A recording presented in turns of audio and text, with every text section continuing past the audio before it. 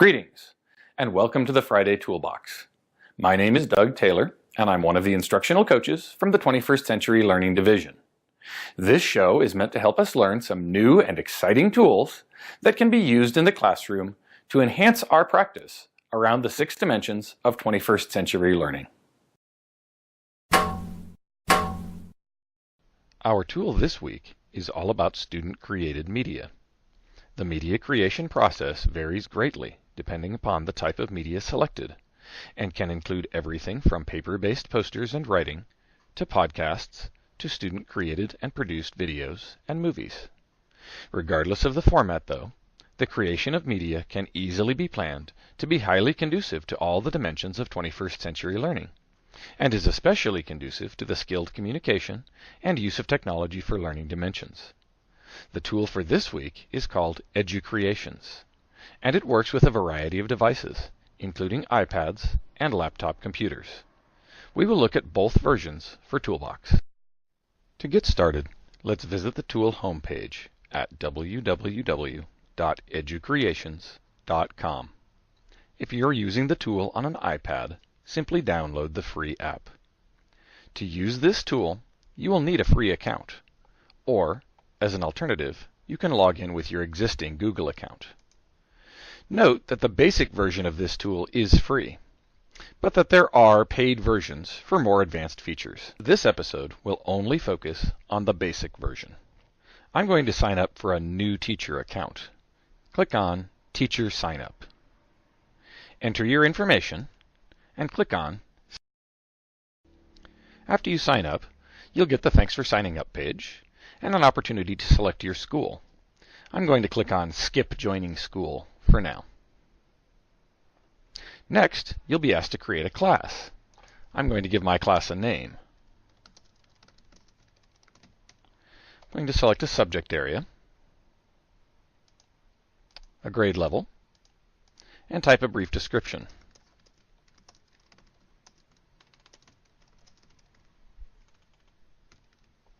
Then click Create. Creating a class will take me to my class homepage. Note the class code found here. You can give this code to your students, which they can use to join your class. Students do need accounts to use this service. However, they do not need to have an email address, and accounts can be created using pseudonyms. For students to create an account, they simply visit the website again, or start the app on their iPads. When clicking the Student Sign Up button, they will be prompted for a course code. Simply click on Yes, find the course code on your teacher page, and enter that course code into the Student Sign Up button. Click Continue. Students will need a unique username to create an account. I suggest something like Taylor Student 207, as this will not release any student identifiable information to the service. Enter a first name,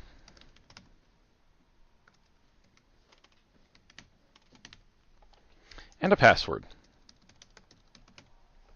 Uncheck the Notify Me About New Features box, and click Sign Up. Next, let's look at creating content. To do this, we will first click on Lessons, and then My Lessons. To create a new lesson, simply click the plus sign here.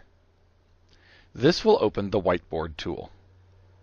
The basic version of this tool includes 5 pen colors, the eraser tool, the selector tool, record and exit buttons, an image edit button, and a trash can.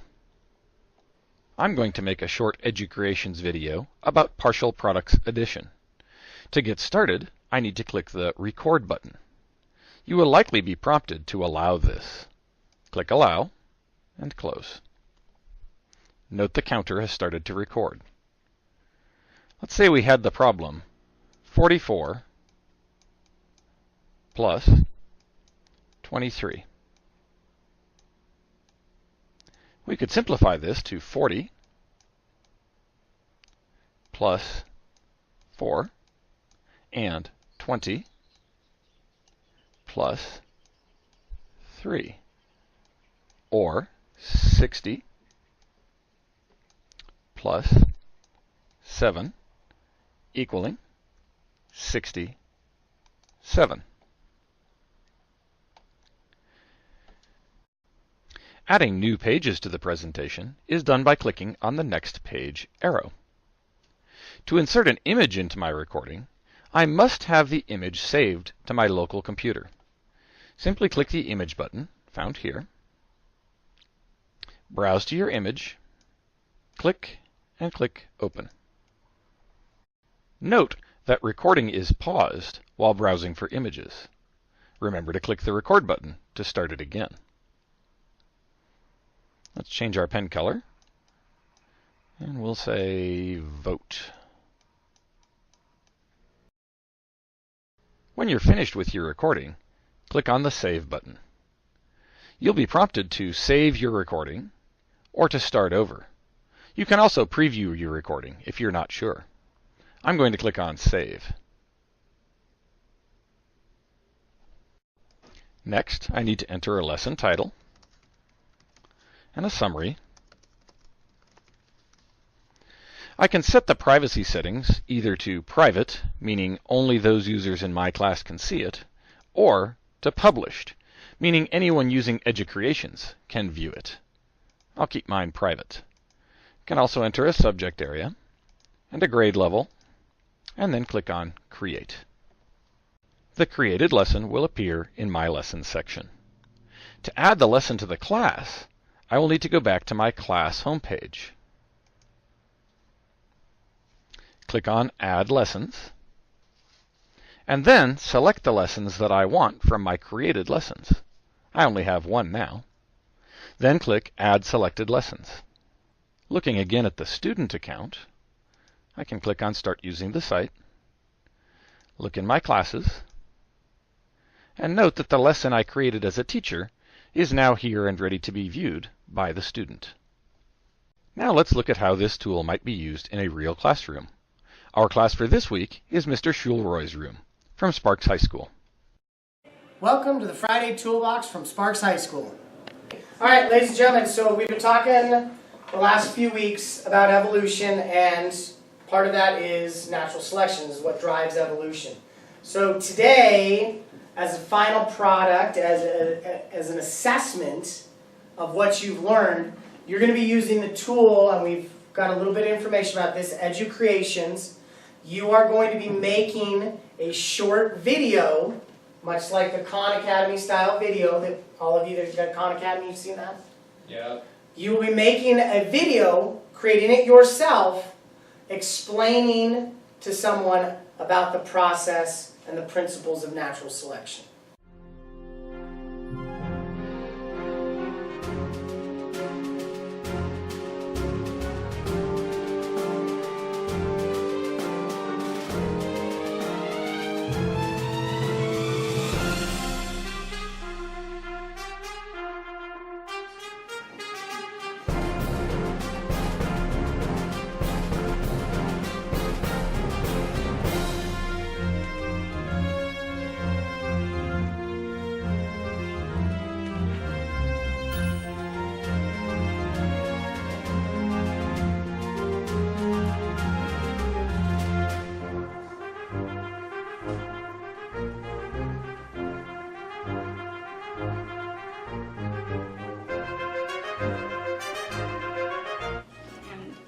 In natural selection, it interacts with all the animals that live in this planet.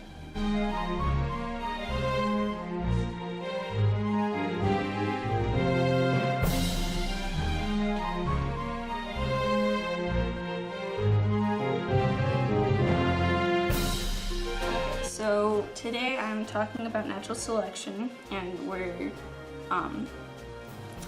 we are discussing different animals, and I'm going to discuss a snail. And I was a bit confused on how their species could continue when their pace is very slow. And normally, I know that they probably don't just give birth to their offspring like humans do, like in a hole.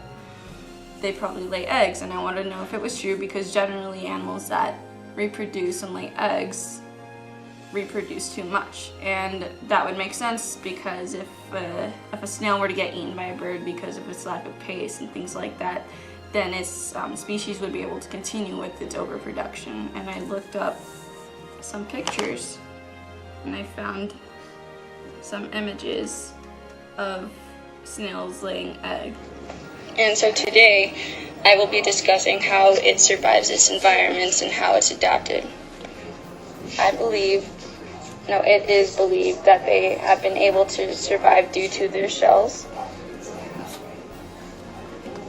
which prevent them from getting hurt. So they were,